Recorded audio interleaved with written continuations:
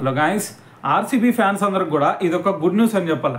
ఎందుకంటే మనకి ఐపీఎల్ 2025 సీజన్లో సెకండ్ ఫేజ్లో వాళ్ళ హార్డ్ హిట్టర్ అయిన రొమారియో షెఫర్డ్ మరి అవైలబుల్గా ఉంటాడా, అసలు ఇండియాకైనా వస్తాడా లేదా అనే డౌట్స్ కూడా మొన్నటి వరకు ఉన్నాయి.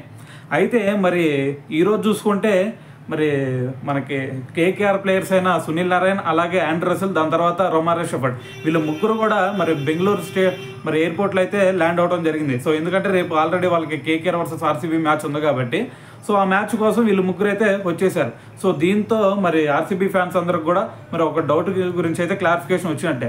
అయితే ఇక్కడ ఇంకొక అండం ఏంటి అంటే వీళ్ళకి రేపు 21 నుంచి 25 వరకు ఐర్లాండ్తో సిరీస్ ఉంది. సో మరి ఐర్లాండ్ అంటే కొంచెం చిన్న టీమే కాబట్టి సో మరి రొమారియో షెఫర్డ్ ఏదో ఒకటి చెప్పుకొని మరి వాళ్ళ బోర్డుతో సో కాంప్రమైజ్ చేసుకొని వచ్చేసాడు. కానీ రేపు 29 నుంచి ఇంగ్లాండ్తో సిరీస్ ఉంది. సో ఇంగ్లాండ్ అంటే మరి చిన్న టీం కాదు కాబట్టి ఖచ్చితంగా మరి దీనికి అబ్జెక్షన్ పెట్టే ఛాన్స్ ఉంది వెస్టిండీస్ బోర్డు. సో మరి అదే టైంలో చూసుకుంటే 29 నుంచి మనకి ప్లే ఆఫ్ స్టార్ట్ అవ్వబోతుంది. సో మరి కీలకమైన మ్యాచ్లు కాబట్టి ఆర్సీబీ కూడా ఖచ్చితంగా రేపు ప్లే ఆఫ్ రేస్లో ఉంది కాబట్టి సో మరి ఈ మ్యాచెస్ ప్లే ఆఫ్ మ్యాచెస్కి మరి అతనికి పర్మిషన్ ఇస్తారా లేదా అనే దాని గురించి అయితే మరి ఎటువంటి డీటెయిల్స్ అయితే మనకి ఇప్పటివరకు అప్డేట్స్ ఏమి రాలేదు.